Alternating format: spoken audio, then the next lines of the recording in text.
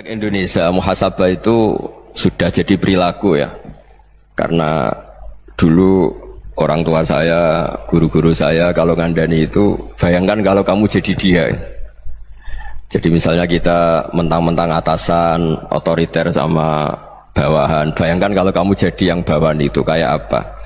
Laukun tamakanah, kalau orang Arab bilang, bayangkan kalau kamu di posisi dia. Makanya guyonannya orang-orang Indonesia itu kan orang ngaramkan judi gitu, bareng dikasih tahu, tapi yang menang anak jenengan, alhamdulillah. Ternyata ngaramkan itu karena ada anaknya, kalau anaknya yang menang ya seneng. Meskipun itu guyonan, tapi saya punya padanan itu dalam kitab hikam. Nabi Ibrahim itu Khalilur Rahman, tentu bencinya minta ampun sama yang namanya maksiat. Suatu saat beliau diterbangkan di alam malakut. Itu kalau di hikam saya halaman 15 juga. Saya masih ingat betul. Mungkin kalau Anda beda halaman karena beda cetakan, atau nggak punya kitabnya, atau punya tapi tidak bisa baca. Nah itu jadi berbagai kemungkinan. Atau punya tidak bisa baca tapi dianggap jimat, atau digo pencitraan. Banyak itu kaji-kaji tidak bisa baca kitab tapi di ruang tamunya kitabnya besar-besar. Pencitraan itu, tapi ya bagus lah, nggak apa-apa untuk syiar. Setelah diterbangkan di alam malakut, diperlihatkan sama Allah, ada orang pezina, ada orang syaribul khomri, ada orang mabuk, ada orang macam-macam. Allah tanya sama Nabi Ibrahim, bagaimana pendapat kamu Ibrahim tentang mereka yang maksiat? Kata Nabi Ibrahim, ya Allah, habisi saja mereka, mereka hidup di bumi engkau, makan rezeki engkau, kemudian mereka tidak taat sama engkau.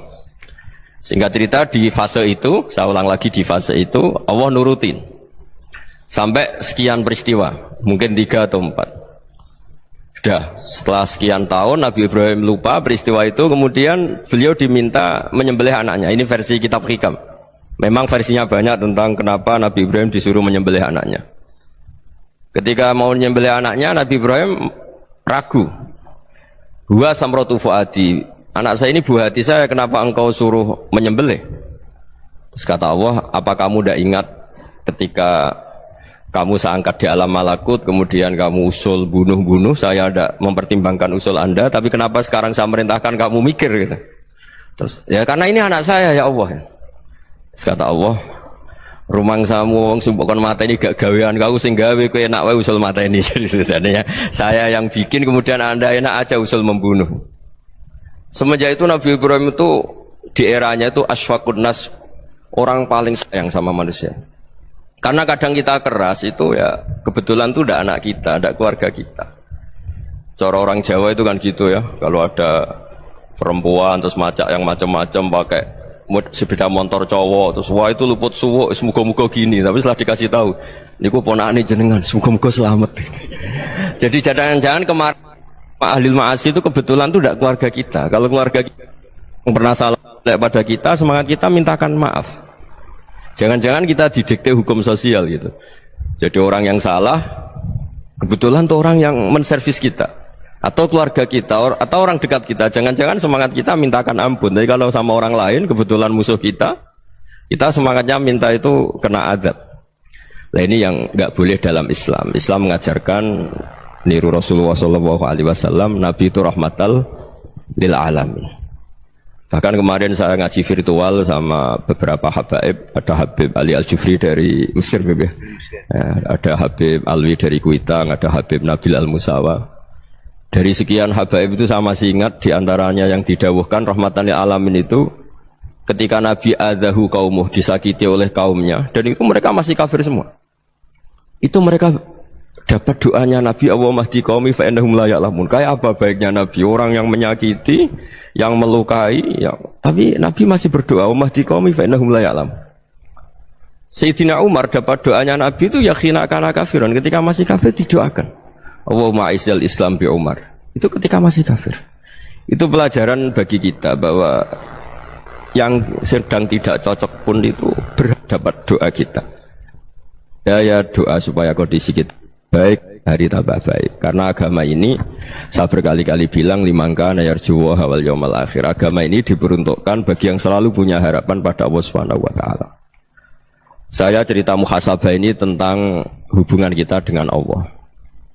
Di Indonesia itu banyak orang fasik, banyak orang nakal. Ya di mana-mana orang nakal itu ya mayoritas, wa aksaruhum fasikun.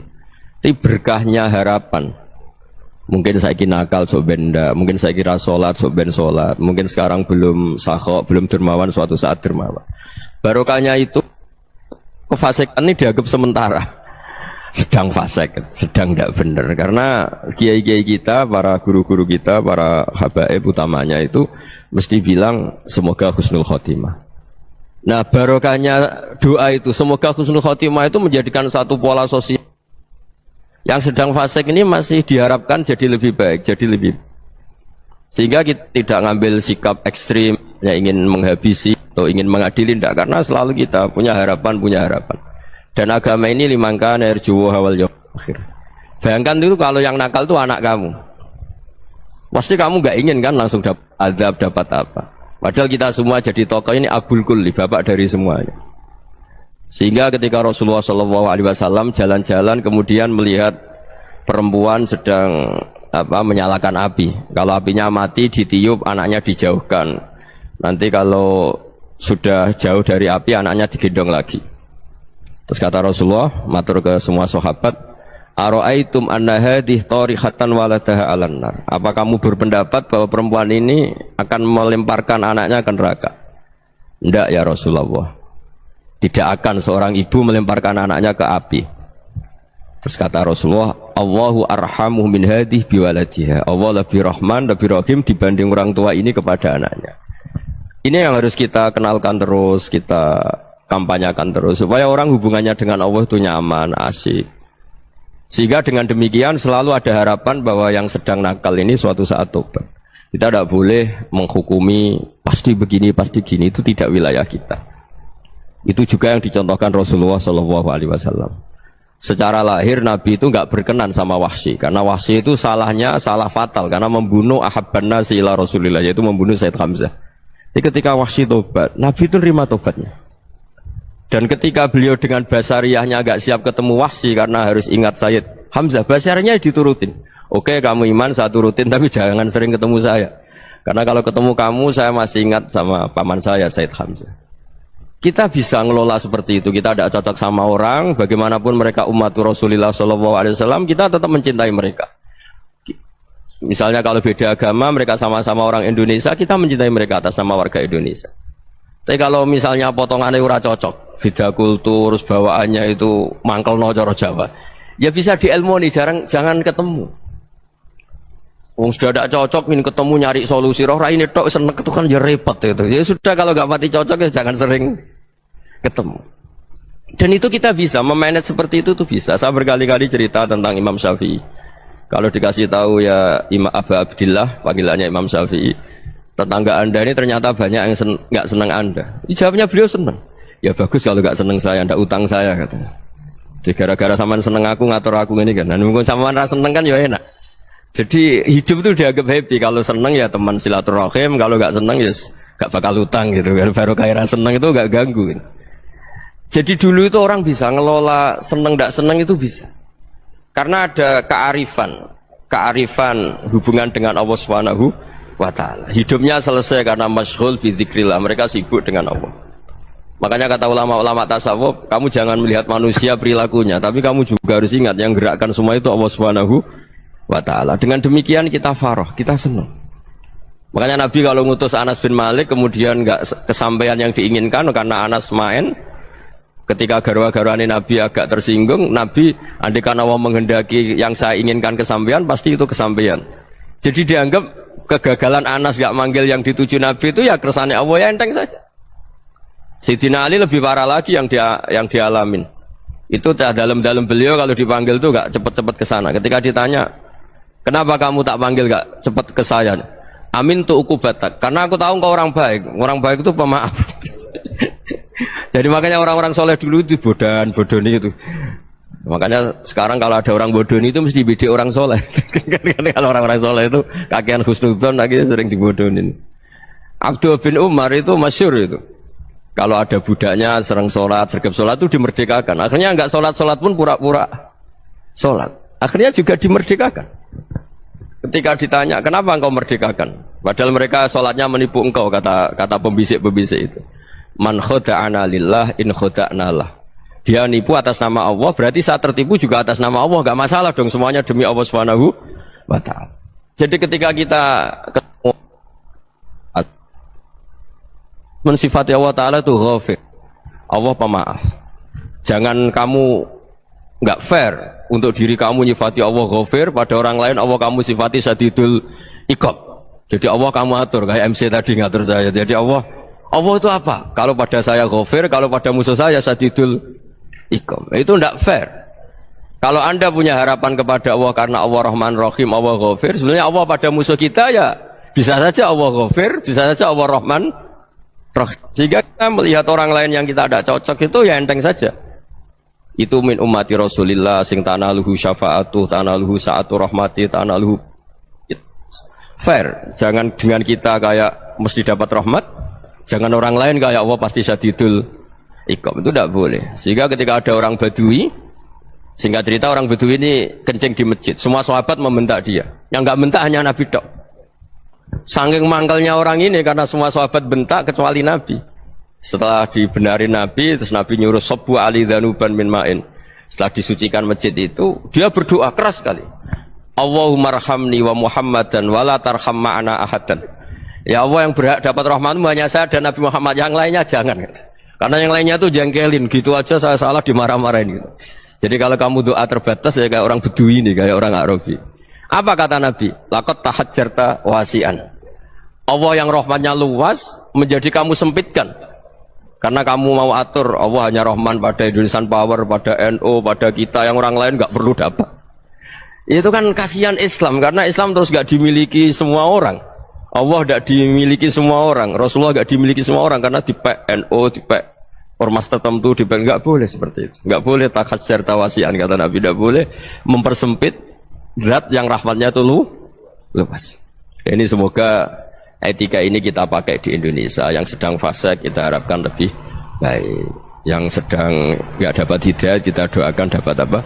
Hidayah. Masyhur kan, makanya tadi saya mohon sama Habib Ali supaya Habib Ahmad supaya tetap mahalul qiyam, tabaruk sama Habib Ali. Di antara doa-doa di Simtuduror masyhur itu antuqa bilal mudhniba minna fil ghufran wal musi'ah bil ihsan. Jadi harapannya para habaib, para orang-orang baik dulu ya, semoga yang dosa itu dimaafkan, yang sedang salah dibuka, bikin lebih baik. Nabi itu tugasnya juga gitu. Wastaghfir li dzambika walil mu'minina wal mu'minat. Nabi itu tugasnya juga memintakan ampun yang sedang salah. Nah ini cobalah jadi etika kita, muhasabah kita. Jadi muhasabah itu cara berpikir kita set, kita pikir ulang. Ternyata semangatnya seorang nabi itu wastaghfir li dzambika walil mu'minun. Semangatnya itu memintakan ampun. Orang ahli tafsir tahu semua kalau Nabi itu tidak mungkin dosa. Jadi itu khitabun Nabi wa urida bihi ummatu, itu khitab Nabi, tapi yang dimaksud itu umatnya, karena Nabi tidak akan mengalami dzambun, tidak akan mengalami dosa. Sekarang enggak, kadang-kadang kita ini kalau orang lain salah itu semangat. Kalau di perusahaan ada teman salah, apalagi miran salah itu seneng, barokahnya salah bisa ganti kan gitu. Jadi kalau mungkin di dunia tokoh juga gitu, barokahnya ada tokoh salah, kita yang jadi populer sendiri, tidak boleh seperti itu. Kita harus salimus sodri di jami'il muslimin. Jadi ini harus dilatih. Saya tadi matur sama Habib Ahmad, latihan kita jadi hidup. Nabi itu kalau resep jadi wali itu kata Nabi gampang. Kata Nabi, kalau kamu ingin disenangin Allah, ya sudah. Kalau kamu asbahta wa amseta gini-gini, perasaan kamu, kata Nabi, jangan punya perasaan ghil sama orang muslimin. Itu sudah wadzalika min sunnati. Makanya Nabi ngendikan la yablughni ahadun an ahadin syai'an. Ada yang baca la yuballighni ahadun an ahadin syai'an. Seseorang jangan melaporkan ke saya tentang salahnya yang lain. Fa inni akhruju ilaikum wa ana salimus sadri. Karena saya ingin ketemu sampean semua dalam keadaan salimus sadri, tidak punya perasaan apa-apa. Karena kalau nurutin membisik, nurutin informasi itu ya repot, karena orang pasti sepihak. Ada kiai yang top, datang ke kampung-kampung ning desa-desa. Kata yang seneng itu punya akhlak. Wah itu bagus orang besar datang ke kampung-kampung. Kata yang enggak seneng, wah itu jobnya kiai kecil kok diambil, itu kan ya kasihan itu kan sudut pandang. Makanya saya sering bilang, akal kita ini cukup untuk mentasdik Rasulullah Shallallahu Alaihi Wasallam. Meskipun perasaan kita kadang orang Jawa itu beda. Saya berkali-kali bilang sama peneliti dari Jogja, kenapa sih Gus para nabi itu kok poligami istrinya banyak? Nabi Dawud katanya itu berapa itu. Nabi Sulaiman malah jumlahnya agak terbatasin. Nabi Muhammad itu paling sedikit. Saya tanya gini, perempuan itu orang lemah, jadi kalau nolong orang satu gimana baik, kalau nolong orang dua ya lebih baik, ya sudah kira-kira seperti itu. Paling tidak akal kita masih tahu kalau orang baik itu kan mesti baik, nolong orang satu baik, nolong orang dua ya lebih baik, nolong orang tiga lebih baik. Tapi kalau kamu orang nggak baik, satu saja kamu terlantarin, kamu miskinkan, kamu ya tinggal diukur kan. Kalau orang baik nambah baik, tapi kalau orang buruk tambah buruk. Nah itu akal kita bisa menganalisis kenapa sih nikah itu ada yang poligami, ada yang tidak. Sudah ukur saja diri kamu. Misalnya kayak saya elek keriting, rabi terus, mau perbanyak wong elek, orang perilaku netok raine dadi elek kabeh. Gitu. Tapi nak kowe iku ganteng, alim, ganteng, sugih, anake ganteng-ganteng, berhubung kowe saleh ahli swarga kabeh, mertua yo bangga karena karir kamu meyakinkan. Ini mertua kamu aja enggak bangga mau nambah. Ipar enggak bangga, mertua enggak bangga, desa kamu yang kamu wayai juga gak beda dengan Nabi ketika nikah Juwairiyah itu nggak ada pernikahan sebarokah Nabi dengan Juwairiyah itu asharu Rasulillah. Di situ habis perang banyak tawanan gara-gara jadi besanya Nabi langsung dibebaskan semua karena asharu Rasulillah. Sekarang besanya Kanjeng Nabi. Dulu Abu Sufyan mangkalnya bukan main sama Nabi gara-gara putrinya dinikah terus langsung jadi. Kalau kamu kan enggak, nikah satu, nikah lagi, satu kampung musuh kamu karena istri pertama ya cemburu, yang kedua agak bangga. Wah itu selesai itu dunia wal akhirah. Maksud saya nganalisis Islam itu harus pakai akal. Dan akal yang dipakai ini saya bawa ke kitab Ihya adalah pikiran-pikiran para ulama. Makanya ketika Imam Ghazali ketika ditanya fakaifa bi muslimin fasikin asawaha fi jami'i amri. Kalau kalian ketemu orang fasik, orang Islam tapi fasik, perilakunya nggak ada yang benar. Kata Imam Ghazali jawabnya lucu, aneh. Mamin muslimin illa wa islamuhu ta'ah. Tidak ada orang Islam kecuali dia mau Islam, membenarkan Allah dan Rasul itu sudah taatnya dia. Kok kamu tidak bisa melihat taatnya dia? Dia pikirannya kan ini pemabuk, ini tukang apa. Tapi kata Imam Ghazali, sebenarnya kamu masih bisa berpikir positif. Mamin muslimin illa wa islamuhu ta'ah. Tidak ada seseorang Islam ketika dia milih Islam itu pasti ada taatnya, yaitu tasdik pada Allah dan tasdik kepada Rasulullah Shallallahu Alaihi Wasallam. Jadi dengan pola seperti itu, maka di antara guru-guru kita yang modern ya di era Mbah Maimun, di sini ada Habib Ahmad, Habib Salim, syair yang sering dibaca beliau adalah ada orang munajat sama Allah. Ini cerita munajat. Itu orang itu ngendikan gini, ana mutnibun, ana mukhtiun, ana asi, huwa rahimun, huwa ghafirun, huwa afi. Ya Allah, saya mukhti, saya orang yang salah. Ana mutnib, saya orang yang dosa. Ana asin, saya sering maksiat. Tapi engkau ya Allah, engkau ghafir, pemaaf. Engkau rahim, maha pengasih. Engkau afin, yang mudah memaafkan. Terus kata orang ini, ya agak kurang ajar tapi saking senengnya sama Allah. Qobal tuhunna salasatan bisalasati. Ya gini saja ya Allah, sifat engkau diadu dengan sifat saya. Engkau Tuhan Gusti, enggak boleh kalah katanya. Terus wasatahliban ausofu ausofi, dan engkau pasti pemenangnya gitu. Jadi ada orang rayu Allah dengan cara seperti itu ya ada ya. Saya ini manusia, salah saya banyak. Engkau ampunannya banyak. Engkau Tuhan Gusti, enggak boleh ampunan Anda, ampunan engkau kalah dengan salah saya. Enggak boleh Tuhan kok kalah. Jadi untuk supaya orang punya harapan gitu. Banyak juga wali-wali yang jadab ketika datang ke makam Rasulullah SAW. Itu kalau dongo ya agak kacau sebenarnya, cara syariat agak kacau. Ya Allah, engkau punya dua pilihan. Jika engkau menjadikan saya soleh, surah habibu, yang senang kekasihmu, yaitu Rasulullah SAW. Tapi jika engkau menjadikan saya fasik, surah adubu, yang senang itu setan. Monggo jenengan mau menyenangkan kekasih jenengan, mau menyenangkan musuh jenengan, monggo jenengan bebas kok memilih. Mestinya Allah ya senang menyenangkan kekasihnya. Jadi ya, intinya Allah dipaksa untuk menjadikan dia orang soleh gitu. Jadi kayak kemarin itu Pak Bu siapa yang kesini itu, yang sama jenengan kuliah kesini itu sama Habib Ahmad. Saya pertama nggak mau, lama-lama Habib Ahmad ini gimana Gus, orang taunya saya dekat jenengan, kalau nggak kasil saya waduh ini kayak doanya wali yang tadi. Nggak punya pilihan, nggak ada pilihan ini. Jadi saya mohon muhasabah itu dimulai cara berpikir. Makanya di sini sebetulnya tag ini supaya dapat barokahnya Ihya. Ini kitab yang disenangi para habaib, para ulama. Sebetulnya teks di muhasabah itu redaksinya gini ya, yang lengkap. Hasibu anfusakum qabla an tuhasabu wa zinuha qabla an tuzanu wa tahayya'u lil ardil akbar. Jadi ada kata wazinu, jadi ukur. Perilaku Anda ini diukur, ditakar. Misalnya kita sebagai suami kan ya punya hal-hal yang kita tidak ideal. Cara wong Jawa mesti pesek. Cara rezeki ya pas-pasan itu. Dan kita juga kalau makanya enggak boleh tanya istri begini, apa saya cinta pertama Anda? Pasti Anda kecewa. Orang jadi istri hanya korban terakhir itu. Sudah. Karena orang kalau ngelamar kemana-mana gak jadi, yang jadi istri itu pasti korban terakhir itu. Jarang istri pilihan pertama, jarang. Ayo semua yang nikah. Rata-rata itu pilihan Anda pertama Pak, dari sekian ditolak di mana-mana terus. Ya perempuan terakhir. Kamu juga korban terakhir gitu. Itu wali-wali dulu kalau ngandani kita itu sederhana. Antal ini masyhur diceritakan Habib Zain bin Sumit dalam kitab Al-Manhajus Sawi. Anta lam tajid min nafsika kullama turid. Fa kaifa turidu min ghairika kullama turid. Kamu yang ingin ideal saja kamu tidak menemukan pada diri kamu untuk menjadi ideal. Kamu kan ingin ganteng, ingin punya uang banyak, ingin perilaku Anda sempurna. Anda saja yang punya keinginan tidak bisa mewujudkan keinginan Anda sendiri. Fa kaifa turidu min ghairika ma turid. Jadi anta lam tajid min nafsika kullama turid. Fa kaifa turidu min ghairika kullama turid. Kamu yang punya keinginan saja. Misalnya saya ingin punya uang banyak, perilaku saya selalu benar, gak pernah salah. Loh, saya yang ingin saja dengan diri saya, gak bisa untuk benar terus. Kok kamu berharap orang lain selalu benar? Jadi anta lam tajid ya sama.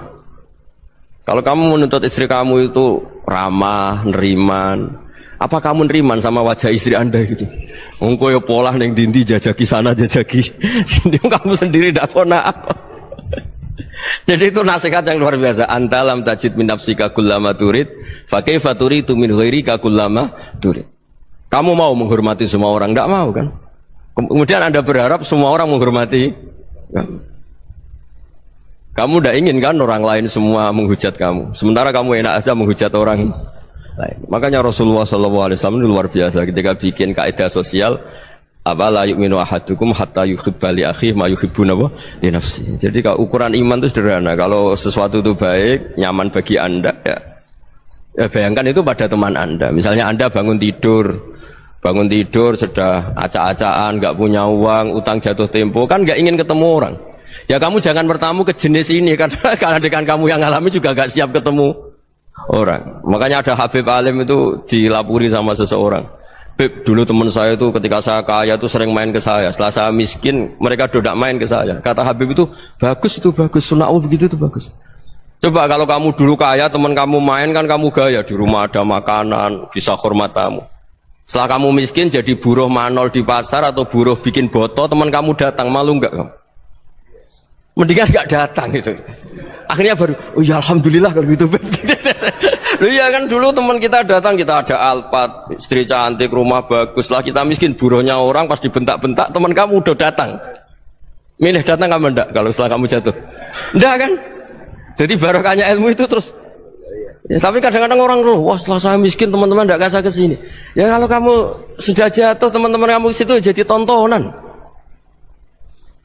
Ya mulai sekarang cara berpikir itu dirubah. Dulu yang namanya kiai itu kalau diundang orang itu ya agak-agak senang. Semenjak saya itu agak rubah. Mengundang kiai, ngatur kiai itu tak haram-haramkan ya ada lumayan lah sekarang itu sudah mulai agak beretika. Dulu itu ngundang tuh tanggalnya ditentukan, jamnya ditentukan. Enggak mikir apa kiai saat itu nganggur, enggak. Punya wadifah, enggak. Dia milih tanggal yang dia nganggur, enggak mikir masa itu kiainya nganggur apa, enggak. Ya saya hanya cerita aja, kamu tersinggung ya monggo, boten ya monggo itu kan. Jadi saya mohonlah supaya tadi saya juga matur ke Habib Ahmad. Jadi untuk orang merasa ikut sunnah Rasul itu gampang sekali kata Sayyid Muhammad. Dulu Nabi berpakaian ala daerahnya. Kalau mikot ya pakai mikotu baladi.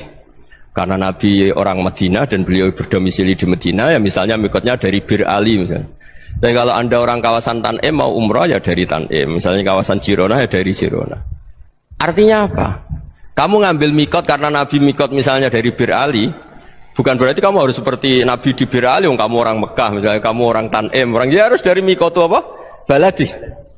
Sama, makanya di fikih-fikih itu kalau teknik anak, Nabi orang Arab, halawiyatnya kurma ya kurma. Kalau orang Jawa sedegan, semua podo-podo. Ya, podo-podo manis. Jadi ini tabaruk sama Sayyid Muhammad, ini ada murid beliau, Habib Ahmad, sahabat. Supaya orang itu merasa ikut Nabi itu gampang sekali. Ini saya baca ya di halaman tadi disaksikan Habib Ahmad 433 di kitab apa ini? Manhajus Salaf fi Fahmin Nusus. Itu kata Sayyid Muhammad, wa kanat sunnatu Rasulillah annahu yat'amu ma yajiduhu fi ardi wa yalbasu ma yajidu wa yarkabu ma yajidu mimma abahu Allah taala. Fa man istamala ma yajiduhu fi ardi fa huwa al-muttabi' lis-sunnah. Kama anau hajjal baita min madinati, faman hajjal baita min madinati nafsi fa huwa al-muttabi' li sunnah wa illam takun hadhil madinatu tilka. Jadi intinya misalnya Nabi dulu itu ngasih sedekah kepada fakir miskin ya pakai dinar, dirham. Ya kalau orang misalnya sedekah pakai rupiah ya sudah ikut sunnah Nabi, jangan lu Nabi pakai dinar loh, kamu kok pakai rupiah. Dulu dinarnya Nabi udah ada tulisannya Bank Indonesia, kamu kok ada tulisannya Bank. Ya udah ada seperti itu. Ya jadi misalnya Nabi sedekah pakai tamar atau pakai al-aqid, ya kita pakai beras, pakai apa, supaya orang tuh bahwa Rasulullah itu milik kafatal linnas, milik semuanya, sehingga merasa ikut sunnah Nabi itu ya semuanya. Makanya dulu Mbah Mun kalau motivasi saya supaya bombong, kalau orang Jawa bilang bombong, wong Jawa itu mesti ono wong alim. Beliau menyontohkan mas itu Mbah Fadol, Senori, Mbah Ihsan Jambes, itu bisa ngarang-ngarang kitab luar biasa, padahal beliau bukan orang Arab. Imam Sibawai itu orang Persia, Imam Ghazali orang Tus itu juga ikut Persia. Kata Imam Mun, wong sing ora Arab lah mesti untuk jatah alim, kata beliau. Karena Nabi itu diutus kafatal linnas. Nah ini kalau orang yang alim itu Arab tok, berarti tidak ada perwakilan dari Afrika, dari Asia Tenggara, dari mana-mana. Makanya karena Nabi statusnya itu kafatal linnas. Jadi kita harus bangga sebagai Muslim, sebagai orang Indonesia, karena misalnya Wali Kutub. Dulu terkenalnya hanya ada di Yaman, di mana. Ternyata pernah ada juga di Indonesia, dan seperti Habib Abu Bakar Segaf Gresik. Jadi ya artinya kan tetap orang Indonesia, meskipun beliau zuriyah Rasul kan ya sudah orang apa? Orang Indonesia. Zuriyahnya Habib Ali Simtuduror sekarang di Solo. Jadi Indonesia juga dapat alawin banyak, dari Sadatin al-Alawin juga banyak. Jadi saya mohon barokahnya ngaji seperti ini. Melihat orang lain tuh gampang, bayangkan tuh kalau anak kamu. Makanya Nabi nanti kalau nggak percaya lihat di Hikam nomor 15 di kitab saya itu. Di situ dijelaskan oleh Hikam, jangan-jangan semangat Anda pada orang yang maksiat, pada orang yang keliru supaya dihukum itu karena kebetulan itu udah anak Anda, itu udah keluarga Anda. Coba kalau itu keluarga Anda. Makanya kalau saya guyonan di Jogja itu ada pembantu mecahkan piring terus dimarahi majikannya, saya mesti guyon gitu. Pasti itu pembantunya tidak cantik. Kok bisa Gus? Andai kan cantik dan kamu senang mecahno piring satu, piring 1000 ra iso ngamuk kowe. Ternyata ngamuknya itu karena mecahkan piring apa karena plus tidak cantik? Coba jawab para lelaki ini. Kamu marah sama orang maksiat tuh karena maksiat, karena plus itu udah anak Anda. Bayangkan kalau itu anak Anda. Itu hebatnya Rasulullah SAW, karena kita yang salah pun kadung umatnya, Nabi tetap ngasih fasilitas syafaati li ahlil kabair min ummati. Kayak apa baiknya Nabi? Tidak ikut maksiat tapi ikut fasilitasi ngasih syafaat. Loh kalau li ahlil ibadah kan wajar, Nabi ketika ini syafaati li ahlil kabair min ummati. Ya karena tadi logika yang dibangun Rasulullah itu logika yang luar biasa. Kita semangat orang lain kena hukuman itu karena kita tidak punya ra'fah, tidak punya rahmah. Coba kalau Rasulullah yang bil mu'minina ra'ufur rahim, semangatnya itu mendoakan supaya tobat, mendoakan diampuni. Dan itu juga yang diperintahkan oleh Allah Subhanahu wa taala, wastaghfir li dzambika walil mu'minina wal mu'minat. Ya semoga barokahnya ngaji ini, barokahnya Habib Ahmad, barokahnya Maulid Simtuduror, barokahnya semua kitab Madaih, Tiba Berjanji semuanya, barokahnya Ikhya, barokahnya Said Muhammad, barokahnya guru kita semua, Mbah Maimun, bapak saya. Kita ini ngikuti manhaj, ya, ngikuti apa? Manhaj. Saya sering didhawuhi Mbah Mun, kenapa ihdinas siratal mustaqim bukan siratoka, bukan jalan engkau ya Allah? Karena Allah itu nggak bisa kamu tiru. Allah itu tidak tidur, tidak makan, tidak kesel, tidak capek. Yang bisa ditiru itu siratal ladzina an'amta alaihim. Yang bisa ditiru manusia ya niru manusia. Karena Allah itu tidak bisa ditiru. Makanya ihdinas siratal mustaqim siratal ladzina. Dan niru siapa? Niru guru-guru kita. Termasuk niru cara pandang. Jadi misalnya ada orang awam di rumah itu hanya delok reng, delok tikus liwat, itu kan kayak nganggur. Ora tahajud malah mendelok reng. Melihatnya jangan gitu. Huwa tarokal ma'asiyah. Dia di rumahnya tidak dugem, tidak kemana-mana. Dia berarti malam itu tarkul ma'asi. Tidak nyopet, tidak garong, tidak ke tempat maksiat. Susahnya apa sih husnudzon? Jadi jangan lihat huwa tarkut tahajud, huwa tarokat tahajud, wa taroka qiyamal lail. Oke ya, namanya orang begitu ya tidak tahajud, tidak qiyamul lail. Tapi susahnya apa sih kamu bilang huwa tarokal ma'asiyah? Dia juga meninggalkan maksiat. Dan tarkul maksiat itu ibadah. Supaya orang tuh gampang lah husnudzon sama orang muslim. Ini orang mukmin, orang yang luar biasa. Di mata Allah itu orang yang luar biasa. Kayak tadi Imam Ghazali, kalau saya ketemu orang muslim kemudian dia tidak pernah baik, gimana? Kata Imam Ghazali, ma min muslimin illa wa islamuhu ta'ah. Tidak ada orang Islam ketika dia mentasbihkan Allah dan Rasulullah, berarti dia juga punya taat. Ya ini latihan saja, sing iso nglakoni Habib Ahmad kula namung cerita mawon. Kula cerita secara akademik, saya punya kitab, saya baca dan alhamdulillah kita paham barokahnya para guru dan supaya terbiasalah sebaik-baiknya ibadah husnudzonni billah wa husnudzonni bil mu'minin. Soal tidak cocok ya diilmoni tadi ya, namanya enggak cocok ya jangan sering ketemu. Seperti Rasulullah SAW, beliau karena sangat mencintai Sayyid Hamzah, ketemu orang yang pernah begitu sama Sayyid Hamzah, ya beliau secara basyariah tidak siap. Tapi beliau secara cara bahasa sekarang, secara profesional, kalau beliau seorang nabi dan harus menerima tobatnya siapapun ya diterima. Saya meskipun dengan A, B gak cocok karena dia begini-begini sama saya, tapi saya ingat dia sholat, dia baca sholawat, dia mencintai Rasulullah, ya kita hormat. Ya soal tidak cocok ya di manage tadi ya, zuruhiban tasdid huban. Kalau tidak pati cocok ya jangan sering ketemu, bawaannya enek nanti. Ya semuanya itu diilmoni lah. Makanya ngendikane Ma'ruf Al-Qurhi ada yang baca Al-Kharki, mangqala fil yaumi salasa marrat aw marham ummata Muhammad kutiba minal abdal. Karena semangat mencintai siapapun satu hari sering baca marham ummata Muhammad, wa ma asli ummata Muhammad, wa ma tajawaz an ummati Muhammad, itu mesti kutiba minal abdal. Dia pasti termasuk wali abdal. Maksudnya semangat mencintai ya dilatih lah. Misalnya Indonesia Power atau PLN, andai kan tidak ada PLN tuh kayak apa? Orang nggak bisa ngaji, tidak bisa aktivitas, ya barokahnya ada PLN, barokahnya jasanya. Kita sadar, tidak semua kebaikan kita ini memenuhi keinginan orang banyak gitu. Orang banyak ingin listrik, ingin saluran apa, dan itu kadang yang mewujudkan orang lain atau kelompok lain. Ya karena itu manfaat ke orang lain ya kita doakan, karena khairun nas anfa'uhum linnas, sehingga kita terbiasalah ngakui orang lain. Seperti semangatnya Rasulullah SAW, semuanya itu didoakan, semuanya diinginkan kebaikannya. Bahkan Nabi gak putus asa sampai di akhirat. Ketika Nabi lain sudah putus asa karena sudah akhirat, sampai dimintai syafaat semuanya bilang nafsi, nafsi. Karena merasa semuanya nggak punya nyali di depan Allah. Karena ini sudah akhirat, sudah finish. Tapi apa Rasulullah? Analah. Ya udah, saya sanggup mensyafaati kalian. Terus kata Nabi, fa'atiyal arsya. Saya mendatangi aras, fa'akhiru lahu sajidan, saya sujud. Wa ahmaduhu bimahamida allamaniha rabbi. Kemudian saya tetap muji Allah dengan pujian yang terus menerus. Padahal sudah di akhirat, sudah finish. Nabi dimintai syafaat masih sanggup. Karena Nabi tahu, akhirat tidak bisa mendikte Allah. Tidak bisa Allah terus bilang, ya Allah ini akhirat, engkau sudah tidak boleh mensyafaat. Tidak bisa. Allah tidak bisa diganggu akhirat. Allah tidak boleh dibatalkan rahmannya oleh akhirat. Allah tetap Rahman Rahim abadal abad. Dan Nabi tahu itu. Makanya kata para ulama, fa Muhammadun ahmadu min ghairihi. Jadi Nabi Muhammad namanya dua, yang terkenal.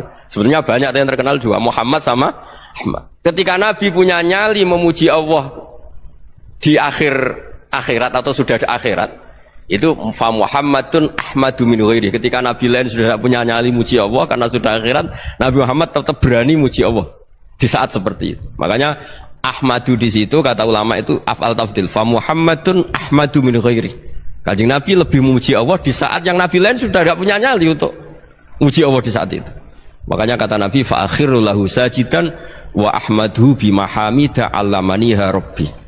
Akhirnya setelah lama gitu terus Allah ngendikan, ya Muhammad irfa' ra'sak wasal tu'tah wasfa' tusyaffa. Sudah Muhammad, angkat kepala kamu minta apa saya turutin, dan kalau kamu ingin mensyafaati umatmu saya beri hak napa?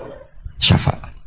Nah, semoga semangat itu juga menjadikan kita munajat bahwa rahmat Allah tidak terbatas, harapan juga tidak terbatas. Mungkin yang sedang nakal ya kita katakan sedang, jangan terus kamu pastikan wah ini mesti suul khotimah, mesti tidak orang baik.